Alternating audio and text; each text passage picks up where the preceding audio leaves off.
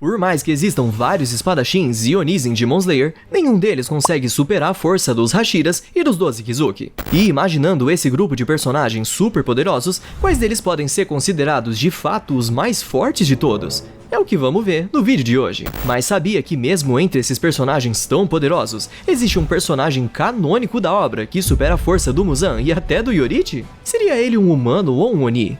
Isso é algo que você só vai descobrir se continuar até o fim do vídeo. E sem mais delongas, vem com a gente conhecer os personagens mais fortes de Demon Slayer.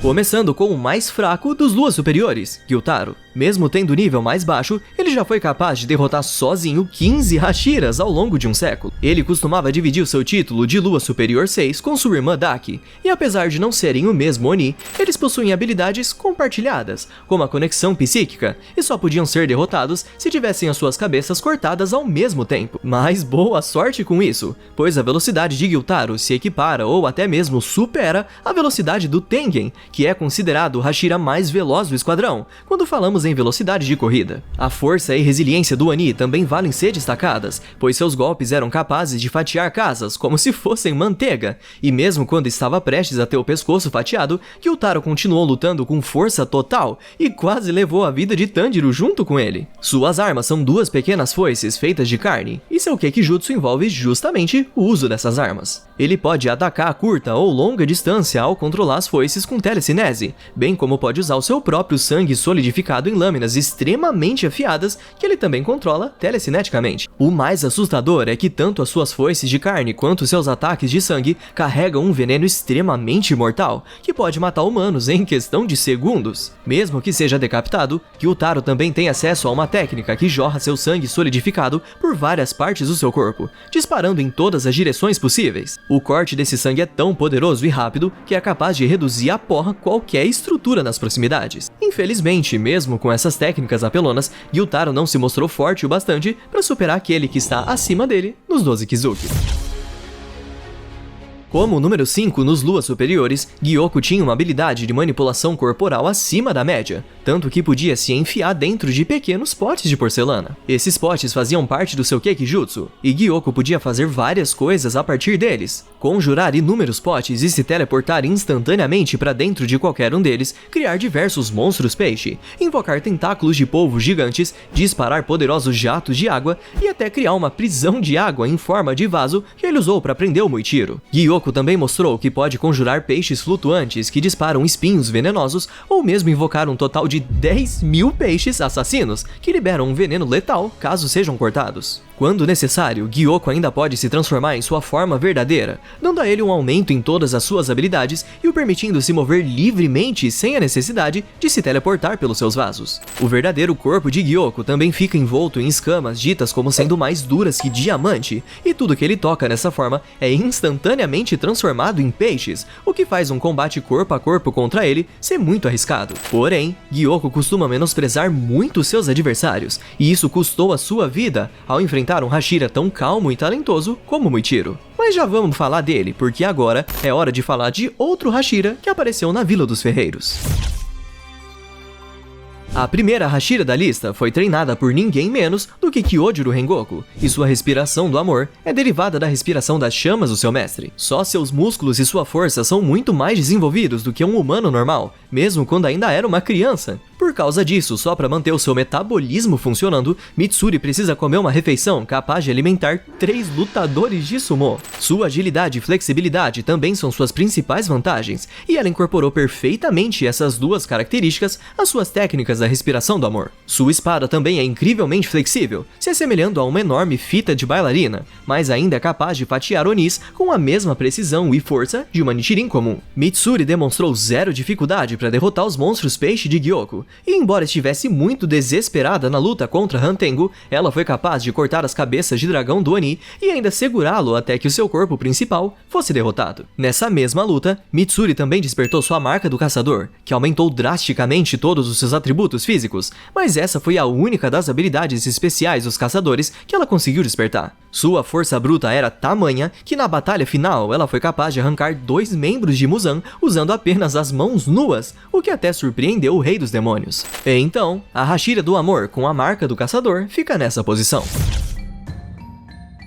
Mesmo tendo só 14 aninhos, Muichiro já era incrivelmente talentoso e se tornou um Hashira apenas 2 meses depois de pegar em uma espada pela primeira vez na vida. Quando ainda era apenas uma criança, ele já foi capaz de derrotar um Oni sozinho, usando apenas ferramentas caseiras. Todo esse talento pode ser explicado pela sua descendência com a família Tsugikuni, e suas habilidades foram reconhecidas por ninguém menos do que Kokushibo, alguém que compartilhava o mesmo sangue que ele. Durante sua luta contra Gyoko, Muichiro se mostrou como um dos únicos Hashiras capazes de eliminar um Lua superior sozinho, e mesmo nessa luta, ele também despertou a sua marca do caçador e criou uma nova forma para sua respiração da névoa. Muichiro era tão rápido ao ponto de acompanhar o teletransporte de Gyoko, e lembra da técnica que o Gyoko libera 10.000 peixes? Então, Muichiro destruiu toda essa quantidade em um instante. Já no seu combate contra Kokushibo no Castelo Infinito, Muichiro também despertou suas habilidades de mundo transparente, que lhe dá uma espécie de visão de raio-x, e a lâmina vermelha, que dificulta a regeneração dos Onis. Nessa mesma luta, embora ele já tivesse recebido muitos golpes fatais do Kokushibo, sua participação foi crucial para o grupo de espadachins derrotarem o Lua Superior 1. Muichiro pode até ter o sangue de Yorichi, mas no arco final do mangá, um Hashira demonstrou ser ainda mais brabo que ele.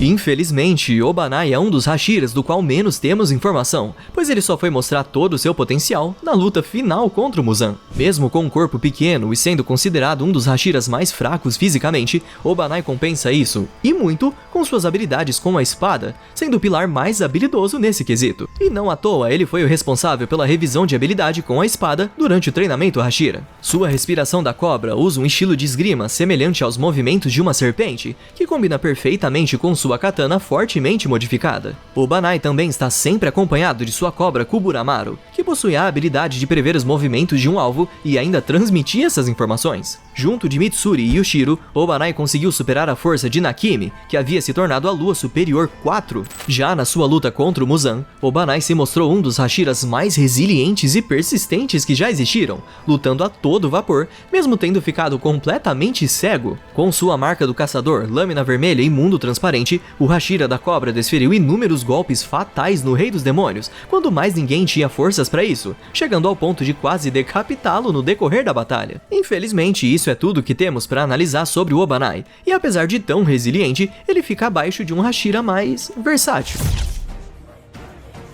Tomioka é facilmente o Hashira mais pau para toda a obra de todos, pois sua respiração da água é conhecida por ser a respiração que melhor se adapta a qualquer situação no campo de batalha. Todas elas são uma resposta para qualquer situação no combate, e não satisfeito, Tomioka também criou uma 11ª forma para sua respiração. Criar novas formas para uma respiração já existente é algo extremamente raro, e somente os melhores dos melhores espadachins são capazes disso, e além do Tomioka, pouquíssimos personagens tiveram esse feito. Graças à sua calma e alta inteligência tática, superior à de vários Hashiras, Tomioka tem uma alta percepção do campo de batalha, e como pode se adaptar a qualquer situação, ele se tornou um espadachim super experiente, apesar de bem jovem. Suas habilidades despertadas incluem a marca do caçador e lâmina vermelha, e só com elas, ele já foi capaz de sair vivo das lutas contra Akaza, Muzan e dos eventos finais do mangá. Em sua luta contra o Akaza, o Oni quase foi decapitado várias vezes e até reconheceu o talento de Tomioka, fazendo a oferta de transformá-lo em demônio,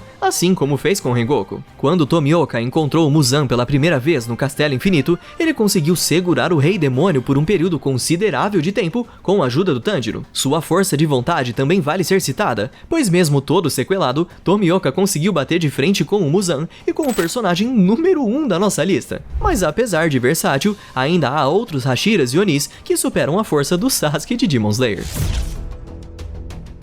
Sendo o Lua Superior 4, Hantengo possui um Kekijutsu que o permite criar até 4 versões de si mesmo, todas com poderes e armas diferentes e simbolizando uma de suas emoções. Sekido, a raiva, possui poderes de eletricidade através do seu cajado. Aizetsu, a tristeza, apenas ataca com sua lança, com técnicas de curto e longo alcance. Urogi, a alegria, pode voar, disparar ondas de choque sonoras pela boca e se subdividir em versões menores dele mesmo. Karaku, o prazer, usa o seu Uchiwa para criar estrondosas rajadas de vento. Quando quando estão separados, eles são mais fracos do que unidos, mas ainda assim, todos têm uma força digna de um Lua superior e conseguiram bater de frente com Nezuko, Tanjiro e Genya. Caso um deles seja decapitado, ainda não vai dar em nada, pois eles sempre podem se regenerar desde que o corpo original de Hantengo esteja intacto. Quando necessário, todos eles podem se fundir para criar o Zorakuten, representando o ódio e portando todos os poderes dos outros clones, com o adicional de criar cabeças de dragão gigantescas e flexíveis, feitas de madeira. Por fim, a forma base de Hantengo costuma retratar o medo, e para se proteger, ele pode se encolher, correr a uma velocidade absurda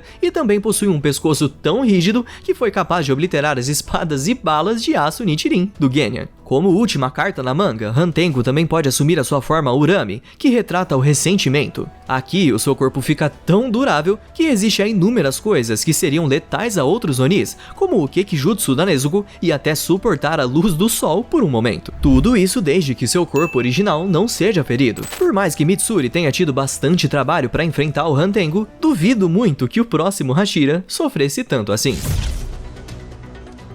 O Hashira do Vento foi um dos únicos sortudos que enfrentou o Kokushibo, Muzan, e ainda saiu vivo no fim do mangá. Só isso já é uma conquista e tanto. Mas há várias justificativas para a posição de Sanemi nesse ranking. Para começar, antes dos reforços chegarem, Sanemi foi capaz de enfrentar Kokushibo sozinho por um momento e até conseguiu ganhar o respeito do Oni conforme a luta progredia, com ele falando que o corpo e técnicas do Sanemi estavam no auge. Nessa mesma luta, Sanemi também mostrou sua eficiência superior em uso de armas, ao utilizar a espingarda de Genya e até manusear uma espada com o pé. Seu controle sobre seus músculos é praticamente absoluto, já que ele pode forçar seus músculos para fechar uma ferida aberta e impedir que se abram no meio de uma luta. Também vale citar sua incrível durabilidade, retratada pelas várias cicatrizes no seu corpo, e o fato de ser um dos Hashiras que dominou perfeitamente sua técnica de respiração. Suas habilidades logo evoluíram para que ele despertasse a sua própria marca do caçador e a lâmina vermelha. Apesar de tão habilidoso, Sanemi é um cabeça quente, o que fez muitos de seus pupilos desistirem do seu treino no treinamento dos Hashiras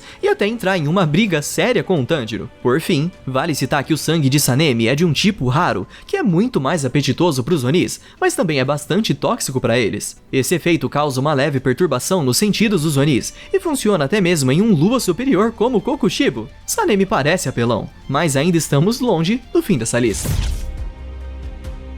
No passado, Gyomei já foi um homem muito mais fraco e pacífico do que é hoje, mas após perder quase todas as crianças do seu orfanato, ele se tornou essa montanha ambulante de 2,20 metros que você conhece. Só que mesmo quando parecia ser um fracote, sua força já era descomunal, só precisava ser treinada e colocada em bom uso. Diferente dos seus colegas, o Hashira da Pedra usa um machado atrelado a um mangual, todos feitos do mesmo material das Nichirins. Só sua arma já é ridiculamente pesada, mas Gyomei é forte o suficiente para girar o seu mangual numa velocidade que nem mesmo o olho humano consegue acompanhar. O segredo por trás da sua força se deve principalmente pela técnica que ele mesmo criou, a ação repetitiva. Ao repetir um mantra sem parar e se recordar de uma memória triste, o usuário mantém uma concentração superior à da respiração de concentração total, permitindo que ele ignore qualquer dor e continue a realizar esforços físicos, mesmo que o seu corpo diga o contrário. Não podemos esquecer que Gyomei é cego. Graças a isso, seus sentidos já eram super aguçados para enfrentar Onis,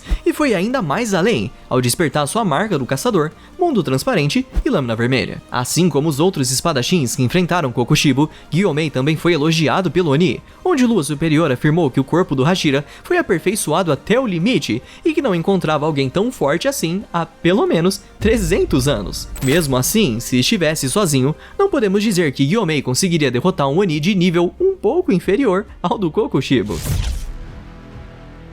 Apesar de tudo que rolou no Trem Infinito, Akaza é possivelmente o Oni mais amado pelo público. Ele surpreende não só pelas suas habilidades de luta, mas também pelo seu espírito de combate. Quando ainda era um humano, ele aprendeu o estilo marcial Soryu e foi capaz de derrotar 67 espadachins bem treinados usando apenas as próprias mãos. Mas seu espírito não para por aí, pois mesmo depois de ser decapitado por Tanjiro, Akaza se recusou a morrer e manteve seu corpo sem cabeça lutando normalmente. Isso desencadeou uma melhora em sua regeneração e sua cabeça começou a crescer de novo. Os únicos Onis que possuem uma regeneração tão poderosa assim são Kokushibo e Muzan, Portanto, não é exagero dizer que Akaza tem a terceira regeneração mais forte dos Onis. Sua força descomunal é capaz de quebrar Nichirins com um único soco, perfurar o corpo de um Hashira e até cortar metade da cabeça de Doma em um piscar de olhos. E vale ressaltar que Doma deve ser o terceiro Oni com maior durabilidade. Somando sua força com seu vigor infinito e durabilidade superior,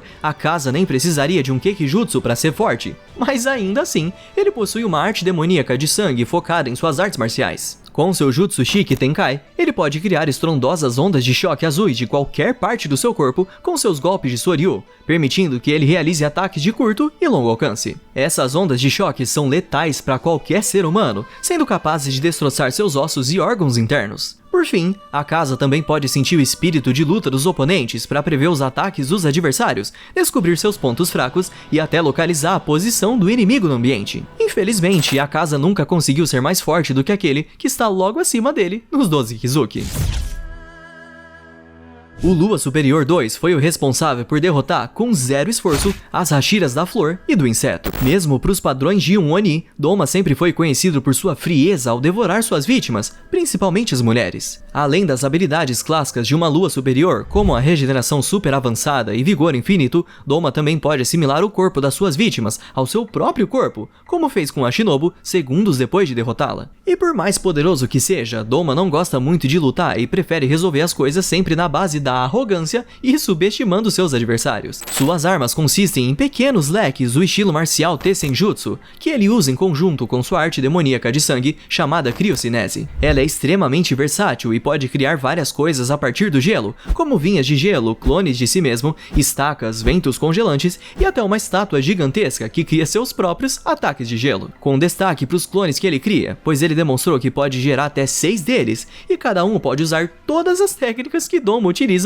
com seu Kekijutsu. Para piorar, caso um humano acabe inalando gelo das suas técnicas, as células do seu pulmão vão se despedaçar aos poucos, e até onde sabemos, esse efeito é irreversível. Inosuke e Kanao foram os responsáveis por derrotar o Oni, que foi enfraquecido graças aos efeitos do veneno da Shinobu. Mesmo assim, Doma continuou lutando como se nem estivesse sob efeito de veneno algum, já que a sua adaptação reativa permitiu resistir ao veneno da Shinobu por muito tempo, mesmo que tenha ingerido 37 litros, o que é 700 vezes a dose letal para aniquilar um Oni comum. Kanao e Inosuke não saíram ilesos da luta contra Doma. Kanao, por exemplo, sacrificou um dos seus olhos ao usar os olhos vermelhos equinociais no Oni. Doma precisou do sacrifício de um Hashira e da ação conjunta de 2 espadachins tão fortes quanto os pilares para conseguir derrotá-lo, mas o seu superior precisou de um número ainda maior.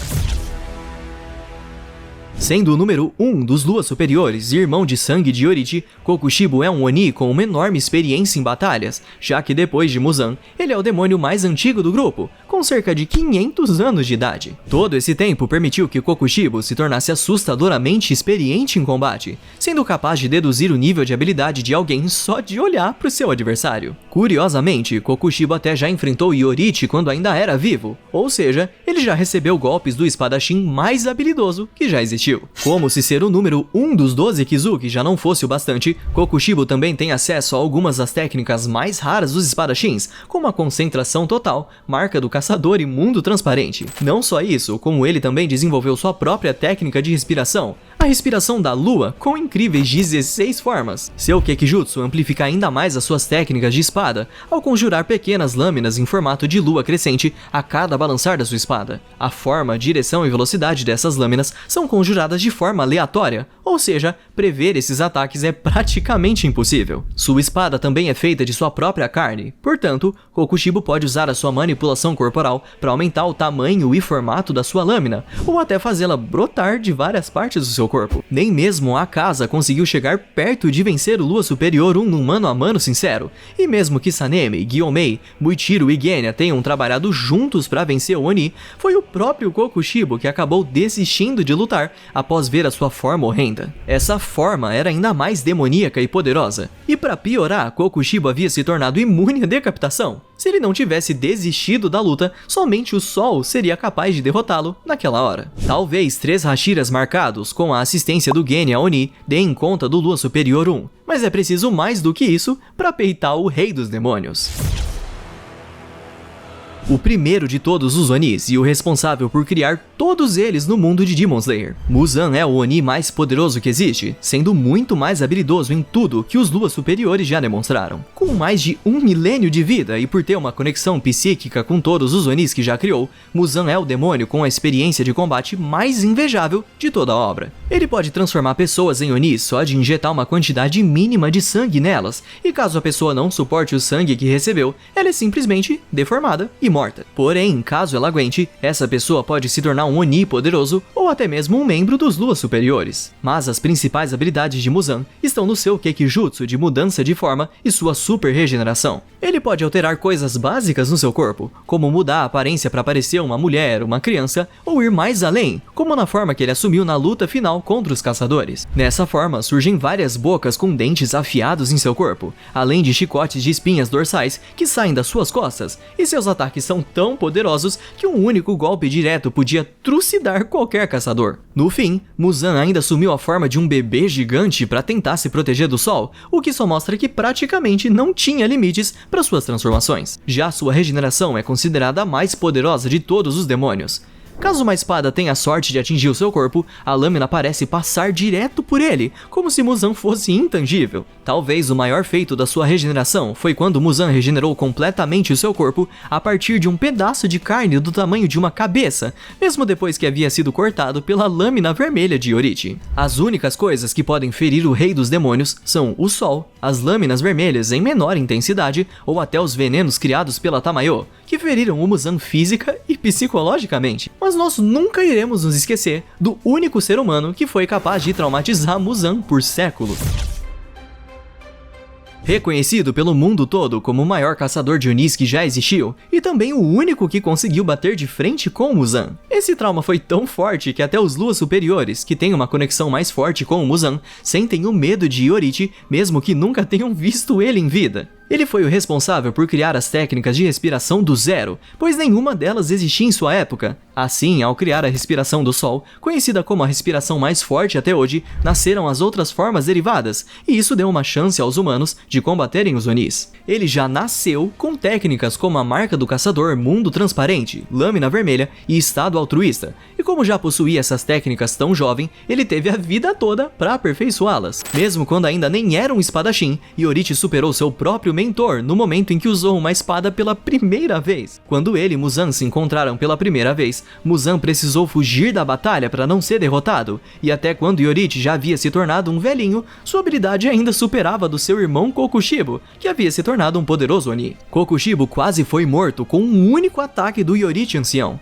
Um segundo golpe teria acabado com ele de vez, mas isso não aconteceu, pois aquele golpe carregou o último suspiro de Yorite. Até hoje, nunca houve histórias de nenhum outro espadachim que deu tanto trabalho para demônios como Kokushibo e Muzan. Pode ver que, sempre quando entram em uma briga, é quase um exército inteiro de espadachins para bater de frente com eles. Portanto, não é exagero dizer que Yorite é um exército de um homem só. Entretanto, no fim do mangá, surgiu um Oni que se tornou uma ameaça tão poderosa que é questionável se Yorite teria alguma chance contra ele. Se você só acompanha o anime, mouse aí por esse enorme spoiler, mas em dado momento, Tanjiro recebeu todo o sangue do Muzan, e com esse poder, ele se tornou um Oni praticamente invencível. Como humano, Tanjiro já surpreendia com suas habilidades de aprendizado rápido, perseverança e até o seu olfato aguçado, que funcionava como uma versão mais fraca do mundo transparente. Ele também tinha acesso a todas as habilidades especiais que um espadachim poderia ter, que são a marca do caçador, lâmina vermelha, estado altruísta, concentração total, ação repetitiva e até a respiração do sol. Mesmo depois de se transformar em Oni, ele possivelmente manteve todas essas habilidades, e com um bônus, Tanjiro também ficou imune ao sol, assim como a Nezuko. Com isso, as lâminas vermelhas também eram completamente inúteis contra ele. De quebra, ele também ganhou todos os poderes do Muzan depois de receber todo o seu sangue. Então, a regeneração mais forte de todos os Onis e sua mudança de forma também pertenciam ao Tanjiro agora. Até hoje, não se sabe se o Tanjiro, rei dos demônios, poderia ser derrotado num mano a mano, pois ele havia se tornado um monstro perfeito.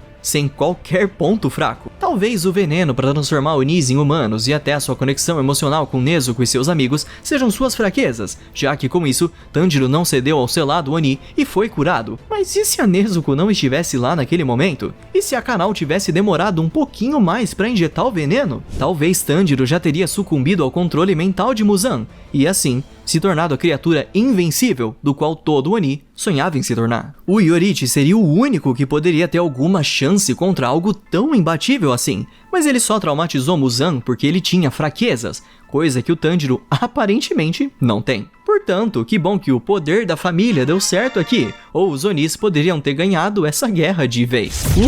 Foi difícil decidir qual dos top 2 seria o mais forte. Você acha que o Tanjiro, rei dos demônios, realmente seria capaz de vencer o Yoruichi? Então comenta aqui quem você acha que venceria essa luta. E se gostou desse vídeo e quer ver outros iguais a esse, é só se inscrever no canal e deixar o ultra like pra dar aquela força, beleza? Mas eu vou ficando por aqui. Nos vemos no próximo vídeo e até lá. Valeu!